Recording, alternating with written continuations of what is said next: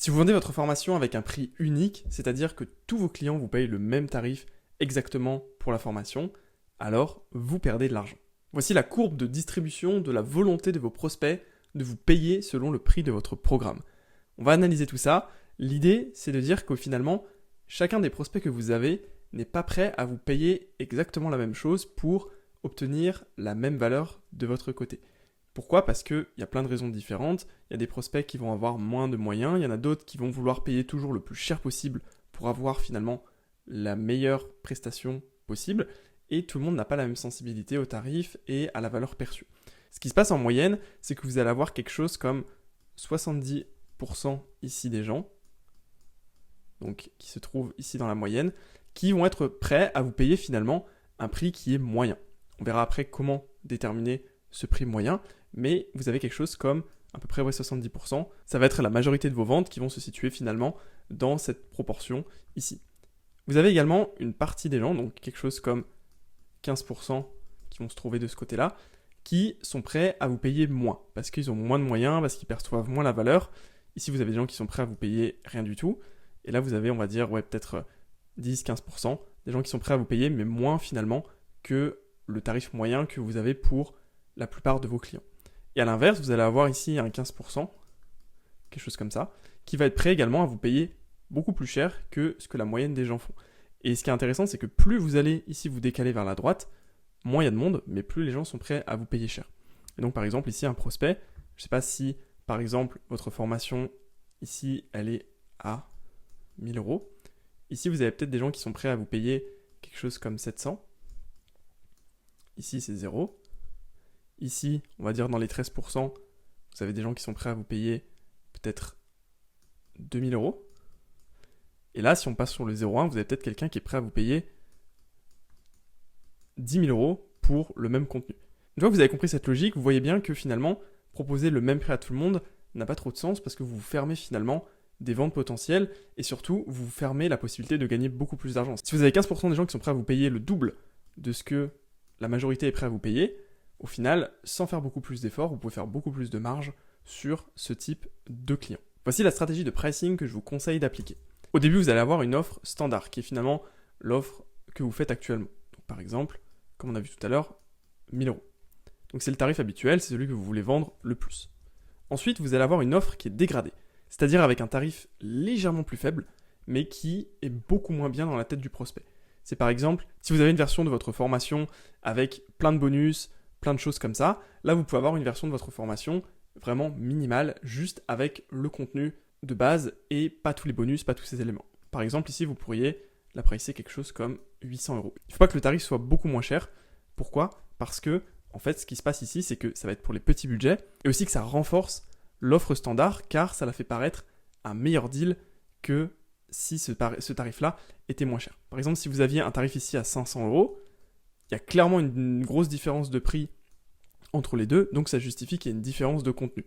Mais par contre, si le prix est à 800 euros, la personne se dit « Ok, pour seulement 200 euros de plus, je peux avoir tout ce contenu bonus. » Pour la personne, 200 euros par rapport à 800, c'est pas non plus un énorme stretch et généralement la plupart des gens peuvent se le permettre. Et donc ça fait que ça renforce finalement l'offre standard parce que elle paraît tellement mieux, parce que pour finalement peu d'argent en plus, on peut avoir beaucoup plus de valeur et beaucoup plus de contenu. Ensuite, vous allez avoir l'offre premium, donc qui va être avec un tarif supérieur et du contenu supplémentaire qui, au final, n'est pas essentiel. Ça veut dire que c'est du contenu qui ne va pas forcément être très compliqué à créer pour vous, mais qui, dans la tête du prospect, apporte beaucoup de valeur. C'est par exemple faire un live de temps en temps, c'est par exemple ajouter du contenu bonus que vous allez créer une fois mais que vous n'allez plus après toucher, ce genre de choses. Ou à offrir l'accès à une communauté qu'il n'y a pas dans les autres offres. Et ce qui va se passer ici, c'est que c'est pour les plus gros budgets. Donc par exemple, si ici vous le faisiez à 1000 euros, ici, comme je vous le disais tout à l'heure, vous pouvez le faire par exemple à 2000. L'autre élément, c'est que ça va aussi renforcer l'offre standard, parce que si ici, ça faisait renforcer l'offre standard en faisant passer finalement l'offre standard pour un meilleur deal que l'offre dégradée, ici, l'offre premium renforce l'offre standard parce que elle la fait paraître plus accessible.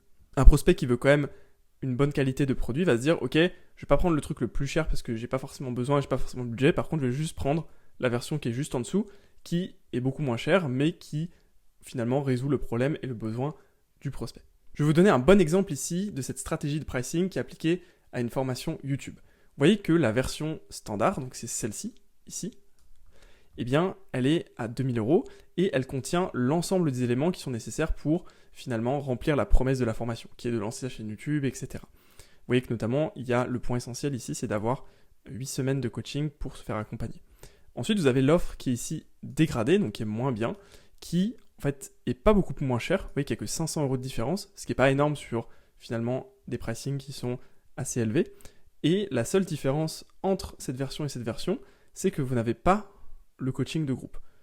Et donc, dans la tête d'un prospect ici, il va se dire, ok, pour seulement 500 € de plus, ce qui, encore une fois, relativement par rapport au pricing de 1500, n'est pas quelque chose d'exceptionnel, on peut avoir finalement 8 semaines de coaching. Donc quelqu'un qui est vraiment sérieux dans sa démarche de vouloir ce format YouTube, il va se dire, ok, je vais mettre 500 € de plus et je vais passer sur cette offre-là. Par contre, quelqu'un qui n'a pas du tout le budget, il peut toujours commencer par cette offre-là et il pourra y accéder pour un tarif qui est quand même moins cher que le tarif standard. Donc ça, c'est l'offre dégradée.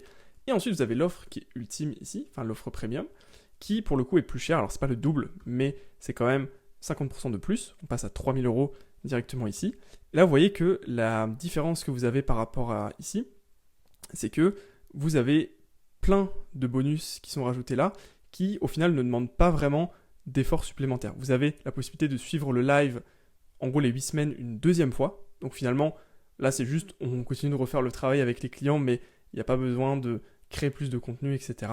Accès à 2 autres formations qui se trouvent ici. Et en fait, ça y était déjà ici. Et accès à 2 autres formations qui sont déjà créées. Donc finalement, pas de travail supplémentaire. Et vous voyez que du coup, pour quelqu'un qui veut juste suivre la formation, mais qui n'a pas un budget qui est non plus énorme, il va se dire, ok, je peux passer sur ce tarif à 2000 € parce que 3000 €, j'ai pas besoin de cette formation, j'ai pas besoin de cette formation, j'ai pas besoin de suivre une deuxième fois les lives, a priori, une fois ça suffit. Par contre, quelqu'un qui veut vraiment le meilleur du meilleur du meilleur, il va se dire, ok, tous ces trucs-là, ça m'intéresse, et je vais prendre 3000 € pour finalement avoir accès à tout l'ensemble et la meilleure version possible. Donc c'est vraiment un bon exemple dans lequel vous pouvez vous inspirer pour réfléchir à vos pricing, et ici, c'est parfaitement bien exécuté, parce que ça permet finalement de à la fois renforcer l'offre du milieu, qui est celle qu'on veut vendre la plus, et à la fois, finalement, avoir une option de prix pour les gens qui sont prêts à payer plus et les gens qui sont prêts à payer moins. Une question que vous pouvez me poser, c'est comment est-ce qu'on peut déterminer qu'on est bien au milieu de la courbe ici et que le pricing standard se trouve bien dans les 70% qui sont prêts finalement à nous payer ce tarif? C'est une bonne question parce que les prix sur les formations sont assez élastiques et généralement ce que je constate c'est que vous pouvez souvent augmenter vos prix et ça ne va pas avoir un impact si significatif que ça. La plupart des formateurs en fait placent leur prix sur la moyenne basse en fait de la courbe toujours vers la gauche, alors que ce qu'il faudrait faire idéalement c'est décaler toujours le plus possible vos prix vers la droite jusqu'à ce que vous vous rendiez compte que les prix sont trop chers. Alors encore une fois, c'est pas du tout une science qui est exacte, mais de manière générale, vous êtes souvent trop à gauche sur cette courbe-là et augmenter un peu le prix peut finalement, sans beaucoup plus d'efforts de votre part, pouvoir vous permettre de faire plus de bénéfices avec juste le même nombre de ventes. Donc pour avoir un calcul un peu plus précis ici, ce que je vous propose c'est en fait de réfléchir en fonction de quand vous faites des ventes, vous regardez un peu les stats et vous voyez un petit peu quelles sont les offres qui sont vendues.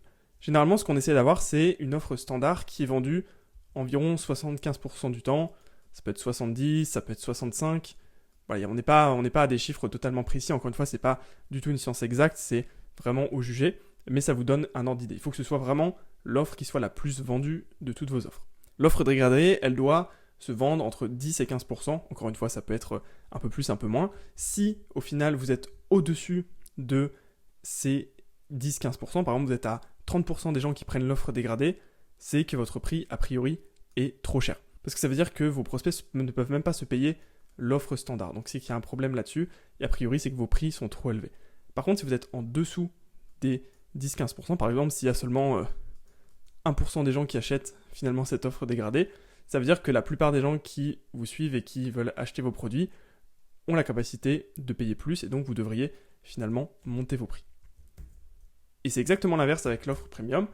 Pareil, vous allez essayer de viser quelque chose comme 10-15%. Après, vous pouvez être un peu plus, vous pouvez être à 20-25%, c'est OK aussi. Et là, c'est l'inverse. Si vous êtes au-dessus de ces chiffres, c'est-à-dire que vous avez quelque chose comme 50% des gens qui prennent votre offre premium, c'est que votre tarif est trop bas et que vous devriez finalement monter les prix. Et pareil, si vous êtes en dessous, c'est-à-dire que vous avez seulement 1%, 5% des gens qui prennent en fait finalement cette offre premium, c'est que votre prix est trop cher et que vous devez descendre les prix. Donc, encore une fois, c'est pas un calcul qui est scientifiquement totalement exact, c'est juste pour vous donner des proportions et une manière d'y réfléchir. Ce que vous devez retenir, c'est que globalement, vous avez quelque chose comme 15, 70, 15. Quelque chose comme ça. À quelques pourcentages près, à quelques dizaines de pourcentages près, ça doit ressembler à ça. La plupart des gens doivent acheter l'offre du milieu. Il y en a qui doivent acheter l'offre supérieure, il y en a qui doivent acheter l'offre inférieure. Ça doit ressembler finalement à ça. Un petit avertissement pour terminer. Est-ce qu'il faut toujours donner le choix au prospect ? C'est-à-dire, est-ce que finalement avoir 3 offres, comme je vous l'expliquais juste là dans toute la vidéo, est-ce que finalement c'est un bon ou un mauvais choix pour augmenter vos ventes ? Vous allez me dire, ok, mais c'est totalement contraire à tout ce que j'ai dit finalement dans la vidéo, mais il faut quand même que vous ayez ces choses en tête, c'est que finalement le fait d'avoir le choix, ça va créer de la friction. C'est-à-dire que quand un prospect arrive et qu'il n'a qu'une seule offre, en fait, il peut juste réfléchir à est-ce que je vais acheter cette offre ou est-ce que je ne vais pas l'acheter. Et après, vous, en tant que vendeur, vous pouvez l'aider à prendre la décision, etc. Par contre, si le prospect il arrive et que là, il y a 3 offres différentes, il faut qu'il décide déjà est-ce que je prends la 1, est-ce que je prends la 2, est-ce que je prends la 3, et ensuite, est-ce que j'achète ou pas. Donc en fait, au lieu d'avoir une seule étape, vous avez 2 étapes de réflexion. Ce qui n'est pas forcément un problème en soi, c'est juste que dans certains contextes, c'est plus simple d'avoir une seule offre que 2 offres. Je pense notamment au contexte de quand vous êtes en appel de vente et que vous voulez ajouter un peu de pression sur votre prospect pour lui faire prendre la décision. C'est déjà compliqué en fait de lui faire prendre la décision, de le faire réfléchir sur est-ce que ça l'intéresse finalement de rejoindre le programme ou pas. Et si vous lui rajoutez finalement l'option de réfléchir sur différentes offres, souvent le prospect va s'en servir comme une excuse pour pouvoir réfléchir. De dire ok, je sais pas si je veux l'offre A, B ou C. Alors qu'en fait, nous ce qu'on veut c'est est-ce qu'il est intéressé pour rejoindre le programme ou non. Donc, c'est toujours un peu délicat dans le cas où vous êtes dans un scénario d'appel de vente où vous voulez justement limiter les choix du prospect pour juste focaliser la conversation sur ce qui est essentiel, de lui proposer plusieurs options. Et dans ce cas-là, probablement qu'avoir une seule option à ce stade, c'est la meilleure option. Versus si vous ne vendez pas forcément en appel de vente, que le prospect prend sa décision en autonomie, dans ce cas-là, dans tous les cas, vous n'allez pas en fait influencer sa décision en discutant avec lui.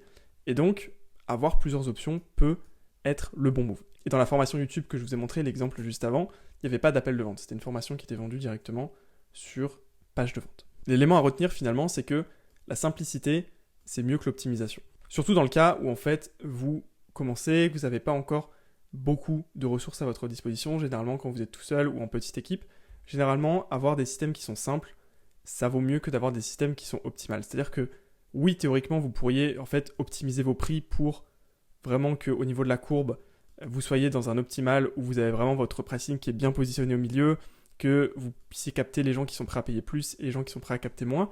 Mais si le coût pour obtenir finalement ce système-là, c'est d'ajouter une complexité qui est monstrueuse dans votre activité et dans votre charge mentale, ça vaut pas le coup.